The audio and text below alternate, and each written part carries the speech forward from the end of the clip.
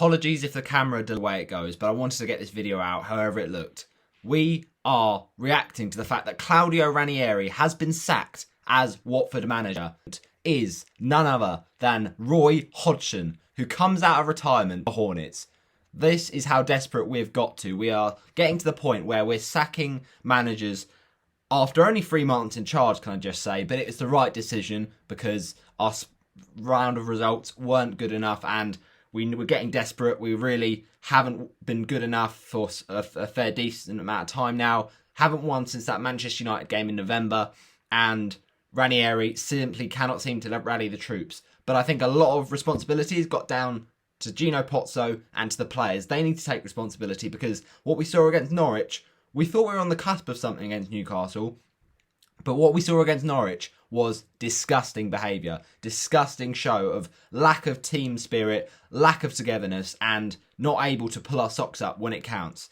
And Ranieri, you did see it was difficult for him to see that Burnley game because off the back of such a damning defeat to Norwich, to see them overtake us into outside of the relegation zone, it was really, the writing was on the wall. And Ranieri has been sacked by Gino Pozzo and the Pozzo family. So, review and reaction, here it is to that sacking.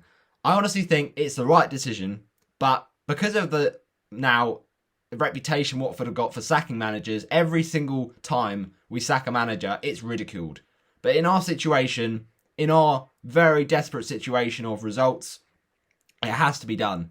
Now, you look at the table and you say, oh, it's not a problem. Why are you worrying, Watford fans? But we are 2 points from safety. However, the performances and the results have simply not been good enough. So we need to really work out what we're doing here. Are we going to restructure the whole thing from the top, from the board? But the problem is, until they, take themselves out of it, no one's going to sack them. They're at the top.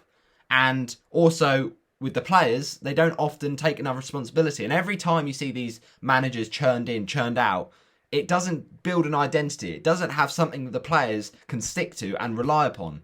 So that does mean the players can have an easy ride. And they say, I don't have to really go here and play the best of my football and really work to a career, which you think they would want to do. But they don't have to commit because they say, oh, well, hopefully the next manager that comes in will be better suited to my, style and will have a better relationship with me.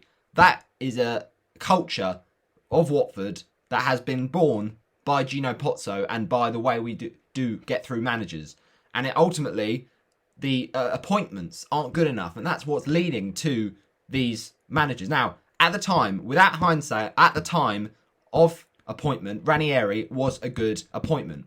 But a lot of people now using their hindsight are saying, well, it was a bad one because with what he did at Fulham, he didn't keep them up, okay, but he also didn't send them down because they went down when Scott Parker was at the helm.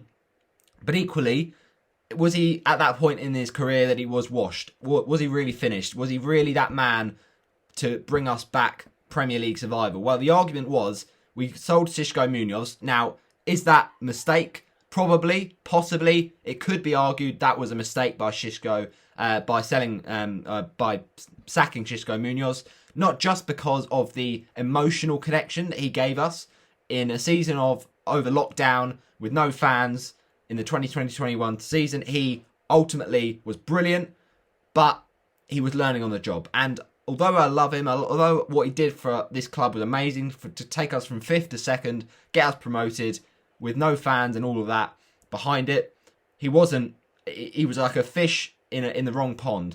He was a complete novice in the Premier League, and you can't say that they're the two same things. And I know what people are saying, I'll give him time to learn.